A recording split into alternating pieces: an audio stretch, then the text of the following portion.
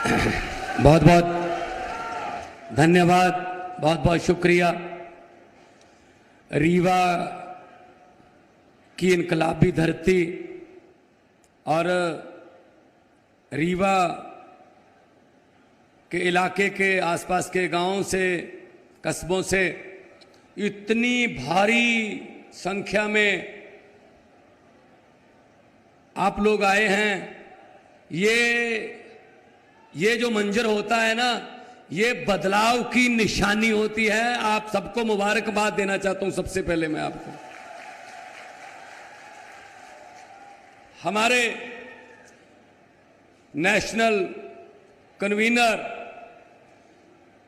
जिन्होंने राजनीति की दशा और दिशा बदल दी, देश में पुरानी पार्टियों को अपना एजेंडा रीसेट करने पर मजबूर किया, स्कूलों, बिजली, पानी और अस्पतालों के बारे में सोचने पर मजबूर किया। जोरदार तालियों से श्रीमान अरविंद केजरीवाल साहब का स्वागत है जी। ये हमारे मेंटर हैं।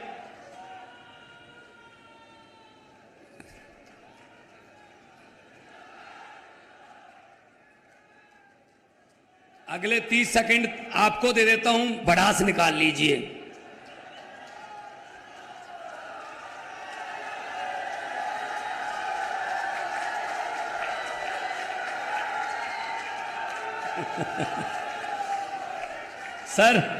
सर जी 18 साल की बढ़ास है, 18 सेकंड में तो निकलेगी नहीं।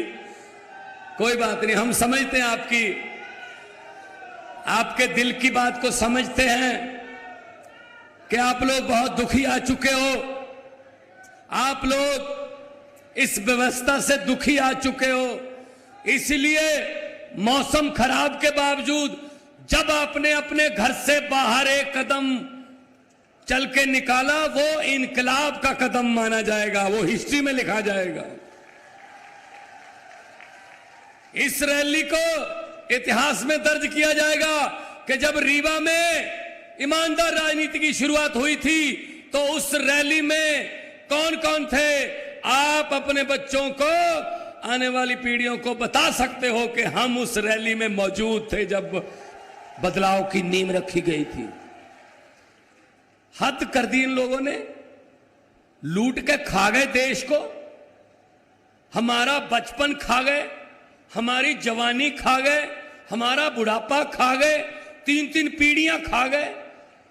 इतने पैसे इकट्ठे कर लिए, अगर इनकी आने वाली 6 पीढ़ियां भी 500 रुपए के नोट की एक बुर्की बना के, निवाला बना के खाएं तो भी नहीं खत्म होंगे भाई साहब।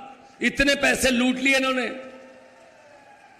अभी बहन रानी अग्रवाल जी बोल रहे थे 18 साल हो गए। कमाल है यार, मैं तो आपके सब्र का मतलब दाद देता हूं। हर साल तो पेड़ भी पत्ते बदल लेते हैं यार, इस साल तो बदल लो।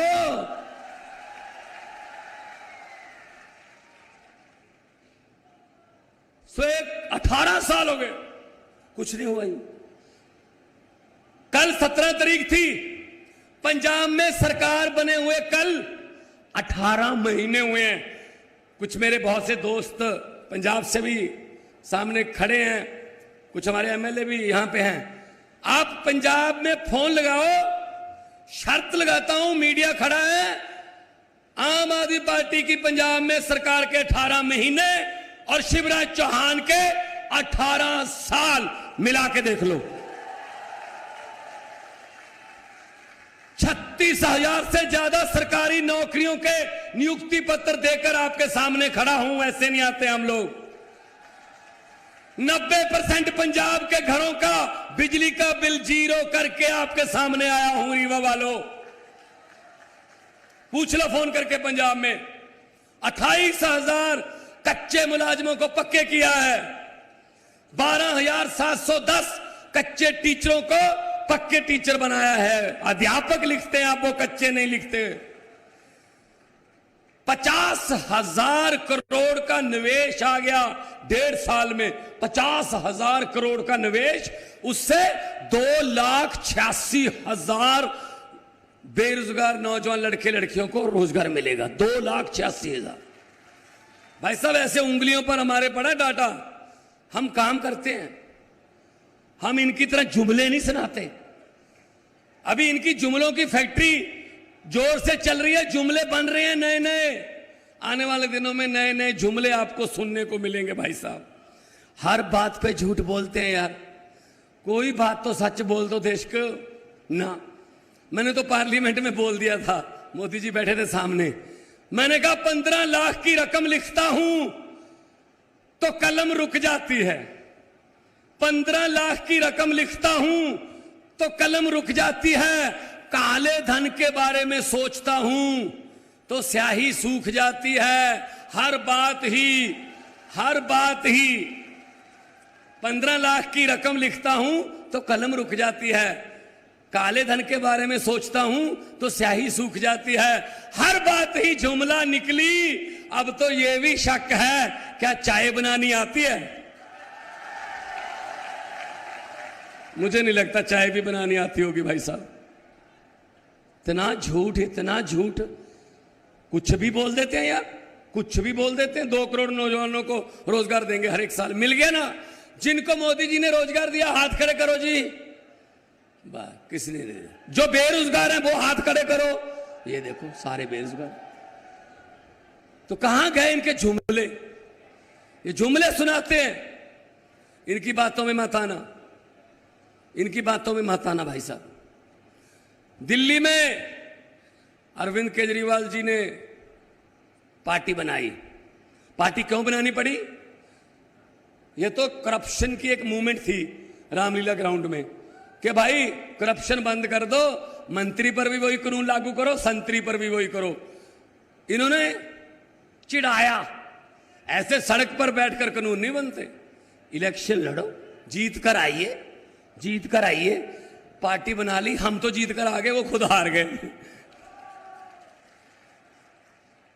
तो पहली मर्तबा 67 सीट आई, बीजेपी की 3, दूसरी बार 63, बीजेपी की 7, लगातार तीसरी बार दिल्ली में सरकार है। क्यों है? क्योंकि हालांकि दिल्ली में तंग करते हैं, बहुत काम नहीं करने देते, क्योंकि ईमानदार सरकार है, क्योंकि दिल्ली के स्कूलों को प्राइवेट से अच्छा कर दिया, क्योंकि दिल्ली में जो इलाज है गरीब का भी बिल्कुल फ्री है, चाहे 40 लाख का कोई ऑपरेशन है, चाहे पैरासीटामोल की कोई गोली है भाई साहब। पंजाब में भी कर दिया हमने, इनसे सीख रहे हैं हम भी। यह बात होती है भाई साहब। अभी पंजाब, दिल्ली में पहले लागू था, पंजाब में भी कर दिया। अगर पंजाब का कोई जवान पुलिस का या फिर फौज का कोई भी जवान ड्यूटी दौरान शहीद होता है तो उसको 1 करोड़ रुपए की सम्मान राशि देते हैं भाई साहब, 1 करोड़ रुपए।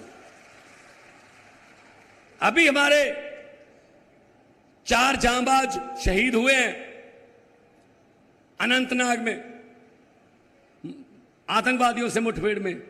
एक पंजाब का है कर्नल मनप्रीत सिंह। सोच सकते हो कितने देशभक्त लोग हैं हम लोग, कितने वतनप्रस्त लोग हैं। तीसरी पीढ़ी, 3, एक दादा, दादे के 2 भाई, वो भी फौज में, बाप भी फौज में, खुद कर्नल मनप्रीत फौज में, और उसके 6 साल के बेटे ने उसके अंतिम संस्कार पर फौज की वर्दी पहनकर 6 साल के बेटे ने ऐसे सलूट किया कि मैं भी फौज में जाऊंगा। और दूसरी तरफ शर्म आनी चाहिए इनको।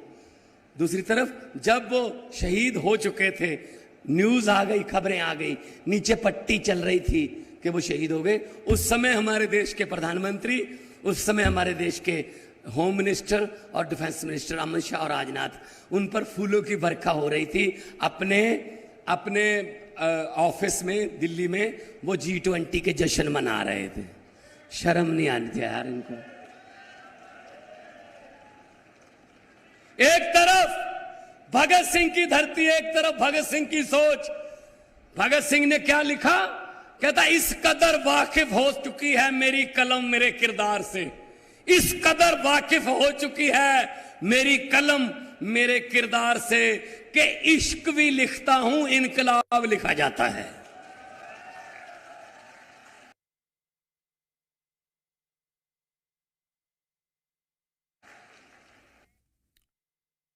रीवा से सीधी तस्वीरें देख रहे हैं आप, जहां पर चुनावी शंखनाद आम आदमी पार्टी ने भी कर दिया है। तभी कहते हैं हम इसका नाम बदल देंगे। देश का नाम बदल दोगे? कहते जी, फिर मैंने कहा इंडियन आर्मी का नाम क्या रखोगे? फिर आईपीएल का नाम भी चेंज करना पड़ेगा, एसबीआई का नाम भी चेंज करना पड़ेगा, आरबीआई का नाम भी चेंज करना पड़ेगा। या इंडिया लफ्ज से इनको है ना, क्योंकि हमारा गठजोड़ का नाम इंडिया है, कितना कुछ बदलोगे? मैंने कहा इतना बदलने की बजाय एक को बदल दो बस, मोदी को बदल दो बस। अभी नया आपको सुनाता हूं। जो हॉस्टल में रहते हैं ना बच्चे, कॉलेज में, यूनिवर्सिटी के हॉस्टलों में बच्चे जो पढ़ते हैं, हॉस्टल की फीस पर 18% जीएसटी लगाने वाले हैं, हॉस्टल की फीस पर। इसका मतलब एक और नारा जल्दी आएगा, ना खुद पढ़ा हूं ना किसी को पढ़ने दूंगा। उनको क्या पता भाई साहब हॉस्टल की फीस चुकानी कितनी मुश्किल होती है। 4 पढ़ा है भाई साहब, 4थी पास राजा है, आपको तो पता ही है। तो इनसे क्या उम्मीद रखेंगे हम, इनसे क्या उम्मीद रखेंगे हम? इसीलिए आपके पास आए हैं। क्या हो? बदलें। और हमारा तो चुनाव चिन्ह भी ऐसा है जो सफाई करता है, झाड़ू। और इस झाड़ू से पहले हम सिर्फ अपना मकान या दुकान साफ करते थे, अब अरविंद केजरीवाल की अगुवाई में इस झाड़ू से पूरा हिंदुस्तान साफ किया जाएगा भाई साहब। हर रोज लोग हमें ज्वाइन कर रहे हैं कि जी आ जाओ, बचा लो हमें, खा गए लूट के। किसी नदिया के घाट पर अगर ये नेता लोग बस जाते, किसी नदिया के घाट पर अगर ये नेता लोग बस जाते, तो लोगों के प्यासे होंठ भी 2 बूंद पानी के लिए तरस जाते। गनीमत है कि मौसम पर हुकूमत चल नहीं सकती, वरना सारे के सारे बादल भी इनके खेतों में ही बरस जाते। आम आदमी पार्टी जो कहती है वो करती है। इनकम टैक्स के कमिश्नर हैं हमारे प्रधान जी केजरीवाल साहब। इनको पता है पैसा किधर से आना होता है और किधर को लेके जाना होता है। और टैक्स का पैसा आता है खजाने में, खजाने का मुंह जनता की तरफ। अब ये क्या कहते हैं, 300 यूनिट बिजली फ्री कर दी गरीबों को, बच्चों की शिक्षा मुफ्त कर दी, इलाज मुफ्त कर दिया। तो मोदी जी क्या कहते हैं, अरविंद केजरीवाल फ्री की रेवड़ी बांटता है। अच्छा, हमने गरीब की बिजली 2 बल्ब जिसके घर पे हैं उसकी बिजली फ्री कर दी तो रेवड़ी हो गई। तो 15 लाख वाला पापड़ किसने बेचा था? 15 लाख आ गया। 15 लाख भाई साहब नहीं आएगा, नहीं आएगा। मैंने तो पार्लियामेंट में कहा था, मैंने कहा जी अब जब भी आप लोगों में जाने वाले हैं, लोग आपसे ये पूछने वाले हैं कि आप तो पूरा देश अपने एक दोस्त को लुटाने वाले हैं, मोदी जी 6-8 महीने में तो आप वैसे भी जाने वाले हैं, चलो जाते जाते ही बता दो अच्छे दिन कब आने वाले हैं। नहीं आएंगे अच्छे दिन भाई साहब। सो इनकी बातों में मत आना। और आज जितना भारी भरकम इकट्ठ यहां पे हुआ है, ये ऐसा तो मैंने मंजर लगभग 2 साल पहले पंजाब में देखता था मैं। इतना लोग आते थे और कहते थे बस हमारे पे छोड़ दो जी, आप एक बार बता जाओ कि कितने नंबर पे है झाड़ू का बटन। तो भाई साहब 117 में से 92 सीटें आई हैं, सब हार गए बड़े बड़े। जो कहते थे हम कभी जिंदगी में नहीं हारेंगे, भाई साहब जमानतें जब्त करा दी। ये पब्लिक है, ये सब जानती है। पब्लिक जब चाहे नेता अर्श पर और पब्लिक जब चाहे नेता फर्श पर, ये पब्लिक है। सो मैं ये कहने के लिए आया था। ये क्या हम लोग करते हैं बात स्कूल की, हॉस्पिटल की, बिजली की, ये करते हैं बात नफरत की, धर्म की, जाति की। लंबे सफर को मीलों में मत बांटिए, काम को कबीलों में मत बांटिए।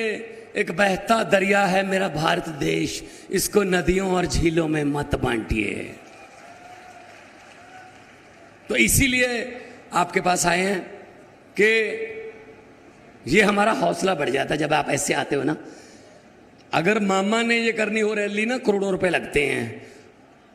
शिवराज चौहान ने अगर ये इतनी बड़ी रैली करनी हो, करोड़ों लगते हैं, करोड़ों रुपया खर्च करना पड़ता है।